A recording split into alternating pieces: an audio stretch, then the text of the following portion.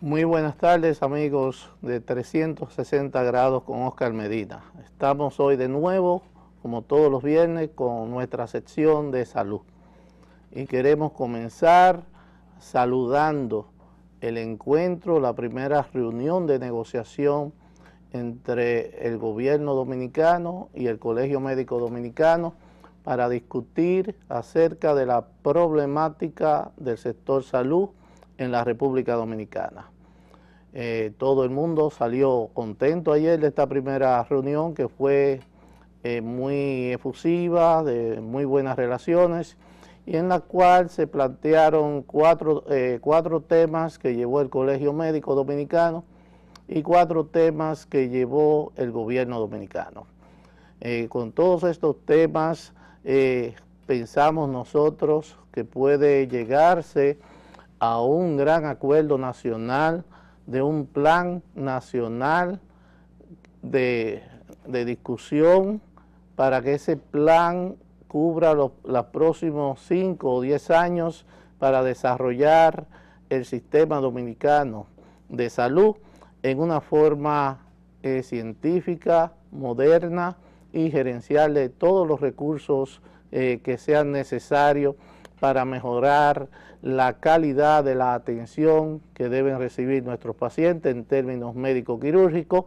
y mejorar todo lo que es el primer nivel de atención y mejorar también todo lo que es la medicina preventiva o la atención primaria. Nosotros consideramos que esta primera ronda de negociaciones, que parece ser que está un poco avanzada en lo relacionado con la parte de pensiones y jubilaciones, ya que vimos en la prensa un documento del Ministerio de Salud donde le pedía a todos aquellos médicos que tuviesen más de 30 años en el servicio, 20 años de servicio y unos 60 años de edad o 35 años de servicio, que podrían ir al Ministerio de Hacienda a retirar los formularios para hacer su petición formal de jubilación o pensión. Uno de los problemas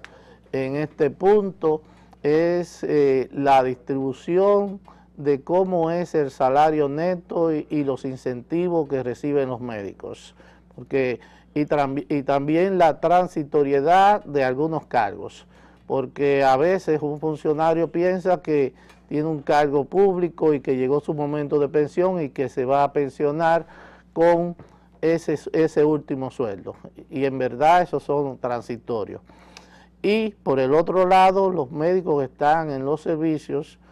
la composición del salario tiene que ver con riesgos incentivos por distancia, incentivos de riesgo, incentivos de antigüedad e incentivos por producción en algunos casos o por productividad. Entonces esa parte creo que será muy importante en las discusiones, porque la realidad es que con el nivel de salario neto de hoy día, cuando se le asigna el 80% de ese salario, que ronda alrededor de los 33,000, 36,000 pesos, el salario real cuando se le pone la pensión serían de cerca de unos 20,000 pesos y no es suficiente. Y estoy hablando en el caso de los médicos. En el caso de las bioanalistas y personal de enfermería, la situación es mucho más crítica, ya que los niveles de salario son más bajos y los niveles de pensión o de jubilación que recibirían siempre estando en el sistema de Hacienda, que es el que existe para la mayoría de los empleados públicos, ese sistema, si no se modifica y no se llega a unos acuerdos, no va a reportar unos niveles de pensiones que permitan a los médicos tener una pensión, una vida decente para poder satisfacer sus necesidades. También estuvo sobre la mesa el punto que lo llevó el gobierno en torno a, en vez de hablar de un aumento salarial de un 60%, que fue la propuesta del Colegio Médico Dominicano, el gobierno presentó una propuesta de discusión de una política salarial que esto tiene todas las implicaciones en términos de pertenencia a un establecimiento definido, de una cantidad de tiempo o de procesos que debe realizar el médico y de un tiempo real de horario en ese establecimiento, porque una de las fallas que tiene nuestro sistema sanitario y nuestros servicios de provisión de salud es que muchos médicos tienen múltiples tareas, múltiples trabajos y están poco tiempo en el establecimiento. Entonces esto hace que no haya una apropiación de una identidad con el establecimiento de salud. Las personas que han estudiado y que hemos viajado en el extranjero, vemos que los médicos en Europa, en Estados Unidos y en Centroamérica,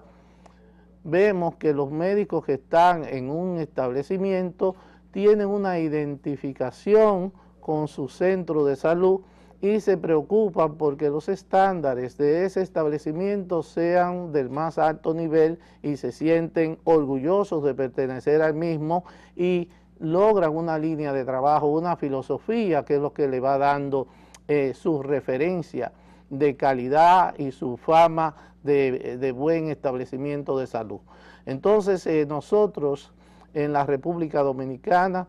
tenemos que comenzar a desarrollar esa cultura de que los establecimientos de salud se caractericen por una línea de investigación, por una especialidad definida, por servicios integrales, por una buena cobertura en calidad de los servicios que presta. Y entonces ahí esos hospitales en un futuro no muy lejano, cuando estén en un sistema que está establecido, que vayan hasta la autogestión verdadera en las cuales los hospitales van a tener un desenvolvimiento de acuerdo al nivel de la calidad y la cantidad de los pacientes que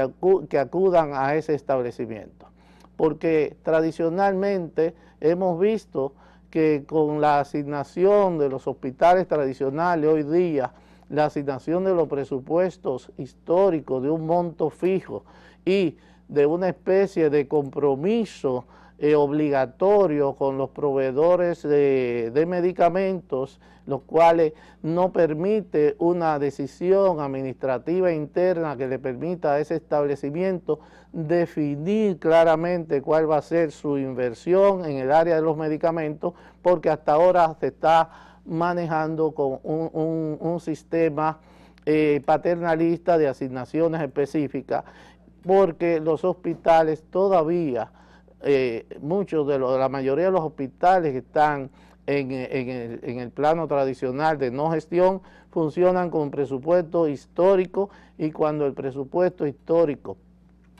se acaba en los primeros días o en la primera quincena, ya porque el hospital tenía mucha actividad, entonces ocurre que tradicionalmente entonces ese hospital queda penalizado por trabajar mucho, y entonces cuando acuden los pacientes a mitad del mes o al final del mes, ya las precariedades en términos materiales y en términos de hotelería y de otros insumos se evidencian un poco más. Entonces es una coyuntura muy importante la que va a vivir el país con estas discusiones entre el gobierno y el colegio médico, y que deben profundizarse hacia la solución de muchos de los problemas que se presentan.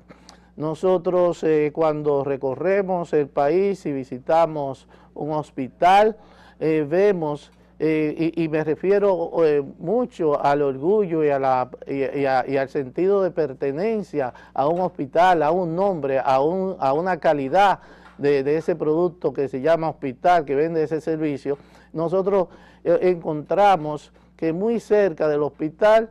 o a veces al frente, hay una farmacia, o hay un centro de imágenes o de rayos X que de dar servicio al hospital, a los pacientes del hospital, o un centro o una consulta que está al frente de ese hospital, y que muy extrañamente encontramos que este personal de bioanálisis médico también trabajan en el hospital y a veces ponen sus procedimientos frente al hospital y en el perímetro. Nosotros consideramos que esto debe corregirse porque eso da una mala señal de que el hospital tiene déficits en alguna área y inmediatamente o al poco tiempo aparece un establecimiento muy cercano a ese hospital que suple el déficit que hay en el mismo. Entonces es algo que, por eso es que consideramos que la persona, los médicos y el personal de salud, enfermería y bioanalista deben trabajar de manera exclusiva en el establecimiento de salud y que están y no estar al frente. Aquí hay situaciones, por ejemplo, en la capital, en el gran centro del hospital Morgan, por ejemplo, tiene centros alrededor que dan los mismos servicios que da el hospital, pero los que están deficitarios en el hospital, y a veces usted se encuentra con médicos que cruzan al otro lado y hacen el procedimiento porque ese establecimiento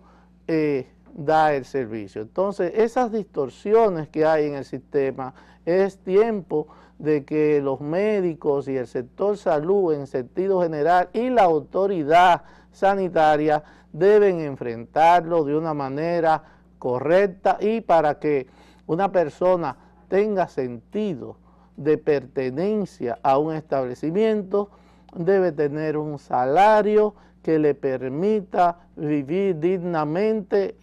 y en ese establecimiento satisfacer la mayor parte de sus necesidades materiales y de educación y de instrucción. Entonces son problemas muy complejos, pero que pensamos que ya la puerta del siglo XXI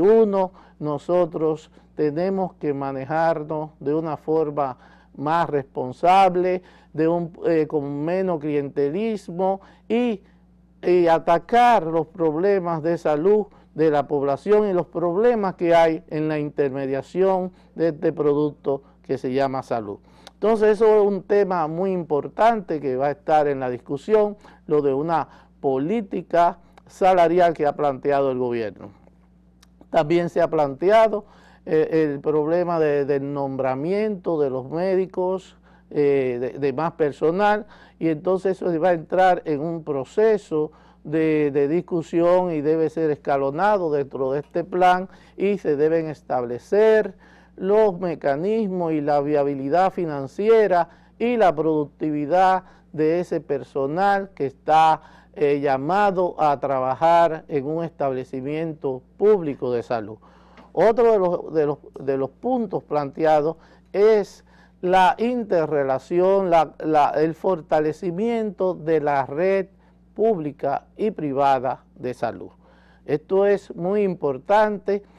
porque debemos llevar a un estándar donde los establecimientos de primer, segundo o tercer nivel de atención en salud, sean públicos o privados, tengan una homologación, tengan una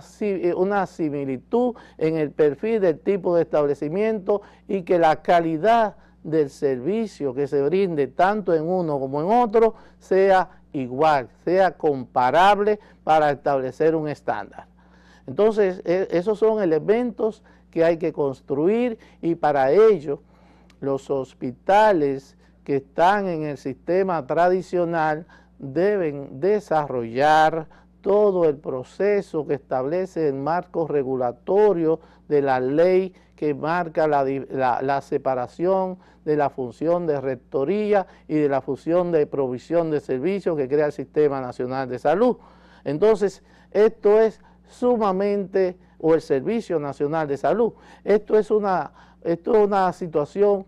que debe valorarse de una manera estándar, de una manera correcta, con los protocolos y las habilitaciones iguales para los establecimientos públicos y privados, porque encontramos mucho retardo, mucho atraso en términos de hospitales públicos y privados en cumplir con una normativa de habilitación que hay para incrementar los niveles de calidad, de salud ambiental de los establecimientos, del saneamiento básico de los establecimientos, de situaciones que son sumamente difíciles en el manejo hoy día y que plantean un gran problema,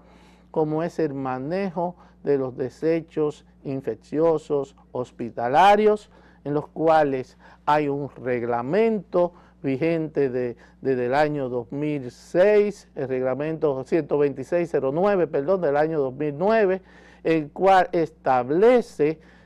todo el procedimiento para el manejo eficaz de los desechos infecciosos. Esta situación hoy día, porque a veces pensamos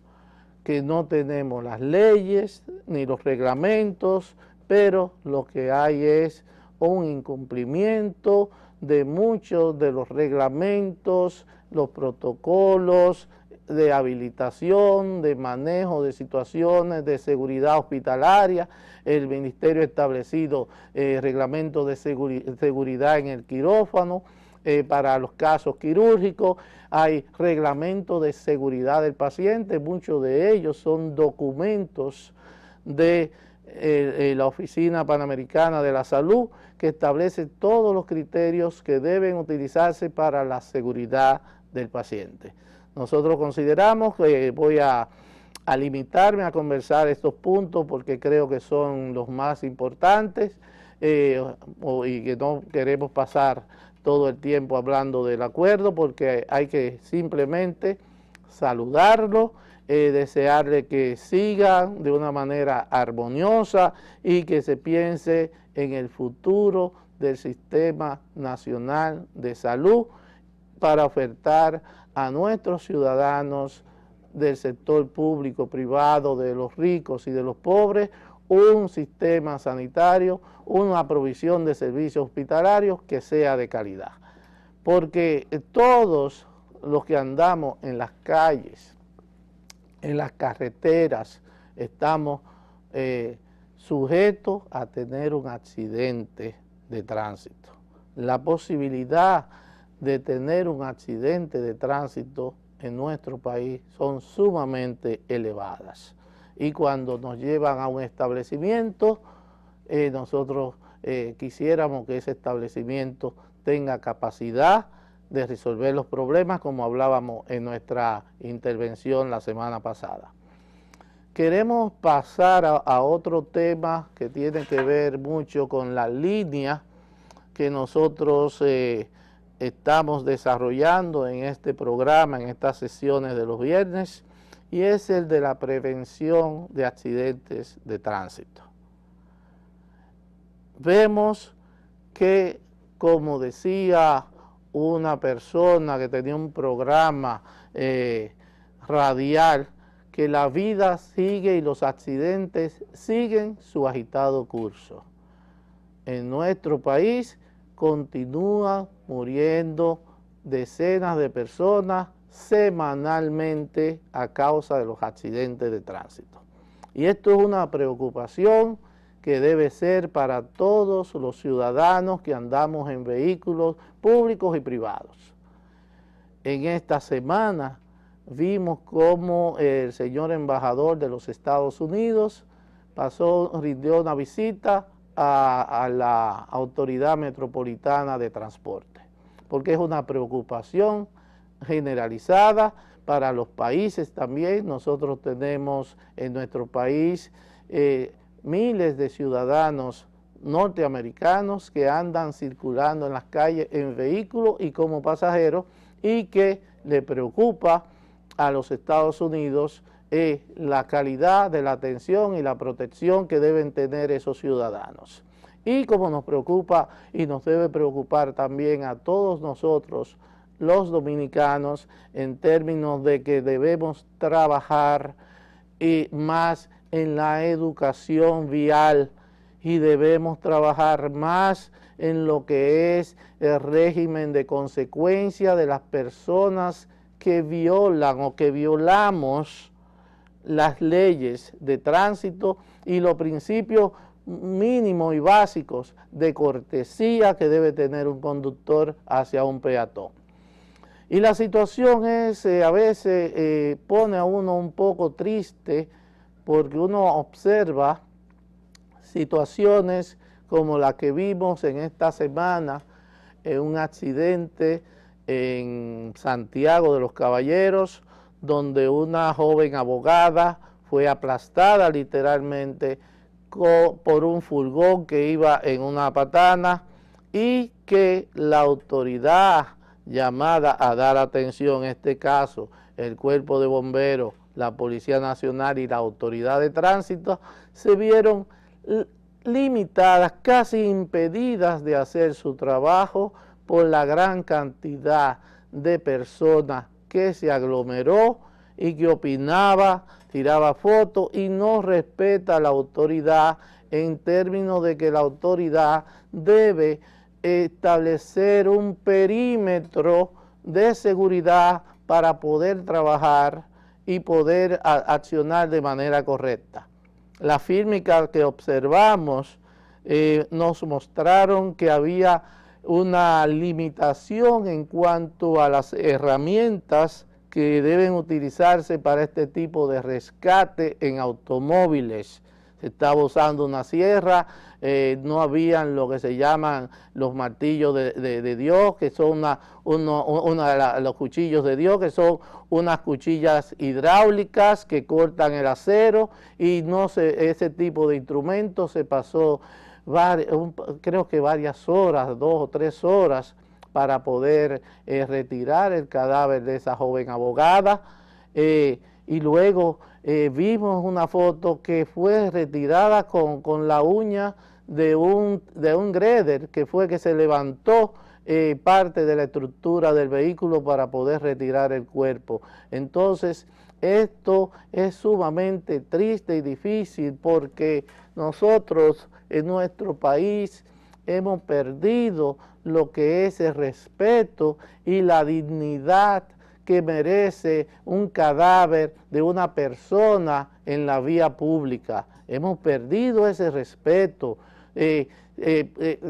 Tiramos fotos, violentamos en caso de que no haya autoridad, les robamos los bienes materiales que tiene y violentamos su dignidad como persona. A veces usted pasa por una vía y ve a una persona que ha sido estropeada por un vehículo y que yace en el pavimento, vemos que cualquier persona toma un cartón o un trapo viejo que está tirado por ahí en la cuneta y lo cubre. Eso es muy triste cuando la dignidad de una persona que falleció es arrastrada, es irrespetada en la muerte. Nosotros creemos que tenemos que avanzar mucho en la educación cívica, en la educación, en la moral y cívica que hablamos, en los valores de respeto a la dignidad humana. Nosotros tenemos que avanzar mucho en esa dirección. Y la educación vial, y la educación primaria, la educación en todos los niveles del sistema educativo universitario. O sea, yo les conversaba en estos días que el problema de la propiedad, que aquí cómo cambia la propiedad de una cosa por el simple hecho de que el ocupante de un vehículo que llevaba un maletín de trabajo, una computadora u otro objeto, esa propiedad que es de ese conductor de ese vehículo, tan pronto se accidenta, para una buena parte de la cultura dominicana, ya eso pasó a otra mano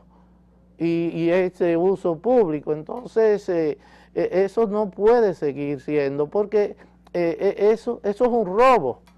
es robo y usted no se encontró eso fortuitamente, usted se robó ese material, ese equipo de esa persona. Y lo triste de estas situaciones que se dan en nuestro país desde hace décadas que esos fenómenos vienen ocurriendo y en muchos casos no sabemos si esa víctima de ese accidente que estaba mal herida, que estaba semiconsciente, cuando quería resistir el robo de su objeto, hacía algún tipo de resistencia y era golpeado. Entonces, y era a veces podría conducirse a la muerte. Entonces estoy en un plano medio especulativo porque todavía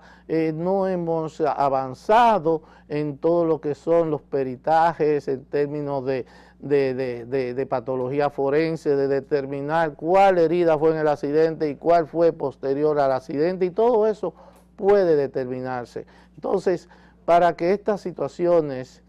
cambien, tenemos que avanzar en la educación,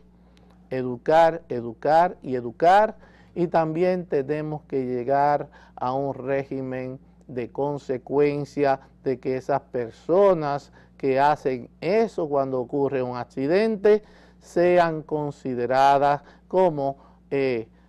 ladrones y no como que encontraron algo que estaba perdido y no tenía dueño, y que en el caso de que hagan alguna práctica que agrave la situación del paciente o de la víctima accidentada, sea considerado como un crimen agravado. Nosotros como país, para la garantía y la seguridad de los ciudadanos que andamos en las carreteras, nosotros tenemos que avanzar en esa dirección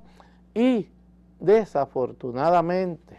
poco triste o tristemente, vemos que la situación, en vez de mejorar, aparentemente está empeorando y la inseguridad vial luego de un accidente está aumentando mucho. Vamos a hacer una pausa y seguimos con ustedes luego de la misma.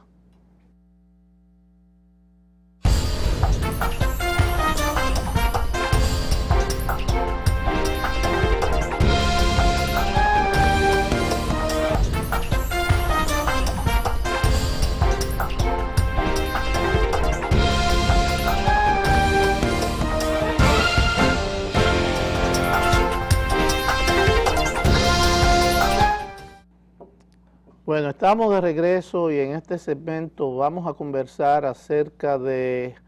una epidemia que hay en nuestro país, que es el de la muerte por suicidio por el uso de sustancias químicas, principalmente plaguicidas. Nosotros tenemos conocimiento en lo que va del año de cerca de 7 muertes, 7 suicidios exitosos por el uso de un agroquímico. Esto es un problema que está ocurriendo porque hay personas que tienen conflictos emocionales, conflictos familiares, conflictos de diferentes tipos de relaciones de pareja y de violencia de pareja, que están recurriendo a estas sustancias para quitarse la vida. Y por el otro lado, también hemos visto en este año, en estos primeros 3 meses y medio, por lo menos 2 eventos de intoxicación múltiple de origen homicida. Hablo de homicida porque no es un juego poner un producto tóxico a un café o a un alimento. Y esos 2 fenómenos han ocurrido, esos 2 eventos han ocurrido en municipios rurales de nuestro país, uno con 5 personas intoxicadas que afortunadamente no fallecieron, por el debido cuidado en los hospitales, y otro que produjo 2 muertes y que fue un envenenamiento de un alimento. Entonces hay que establecer claramente que eso no es un juego y que en el Código Penal Dominicano está establecido como una pena agravada, como un homicidio agravado, y que implica unos 30 años de prisión para las personas que incurren en el envenenamiento. Y nosotros queremos llamar la atención porque se están usando productos que son para uso de controles de plagas, de insectos o de rodenticidas o herbicidas. Entonces, es una situación que debemos trabajar en la educación de la población, debemos trabajar también en lo que es el problema de la salud mental.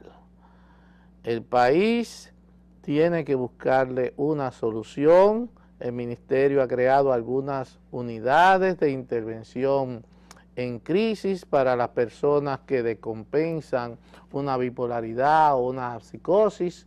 pero todavía no es suficiente porque las personas hoy día, aún teniendo un seguro familiar de salud, un seguro de una ARS, no tienen acceso al servicio de psiquiatría y de salud mental, porque las psiquiatrías, las consultas psiquiátricas y las psicoterapias, las terapias de grupo, no están cubiertas por el sistema de seguro. Entonces esto implica que la mayoría de las personas que se sienten enfermas, que se sienten ansiosas con un problema de salud mental, tienen que recurrir a sus bolsillos para pagar la consulta al psicólogo clínico o al psiquiatra. Entonces hay que trabajar en esa dirección para que los médicos psiquiatras hoy día hagan acuerdos con los aseguradores de riesgo de salud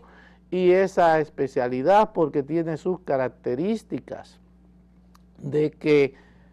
tienen que durar una consulta psiquiátrica, una consulta que dura un poco más de tiempo que la consulta tradicional clínica o quirúrgica, y esto lleva un poco más de tiempo y la mayoría de los psiquiatras no están trabajando con seguro. Esto va a implicar que a nivel de nuestros hospitales aumente la cobertura de la consulta psiquiátrica. Quiere decir que dentro de este programa, dentro de estas negociaciones con los gremios médicos y los profesionales, los hospitales, todos los hospitales de segundo y tercer nivel, de primer, segundo y tercer nivel,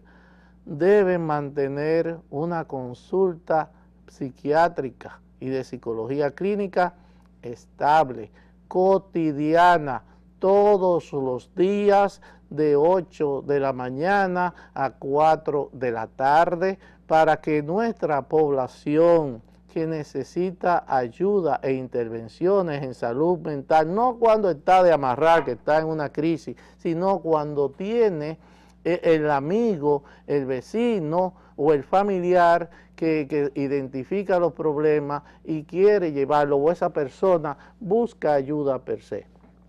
Entonces, es algo importante que nuestro sistema de salud debe ofertar, y debemos comenzar por la consulta pública de nuestros hospitales. La mayoría de nuestros hospitales tienen psiquiatras, pero el tiempo de consulta es muy poco. Entonces hay que buscar la forma en la contratación de este personal de salud, que es sumamente importante en la salud mental, garantizar la presencia de los psiquiatras, de la consulta psiquiatra en los hospitales todos los días de 8 de la mañana a 4 de la tarde. Porque el problema también del poco acceso, cuando una persona está en una crisis y no encuentra una voz que la oriente y una medicación oportuna, recurre a la compra fácil de un agroquímico para envenenarse. Entonces, ¿qué hay que hacer? Hoy día en la República Dominicana corresponde a los ministerios de Salud, Agricultura, Medio Ambiente, fundamentalmente al Ministerio de Agricultura, regular todo lo que es la autorización y el expendio de los productos agroquímicos que se usan para el control de plagas, roedores e insectos.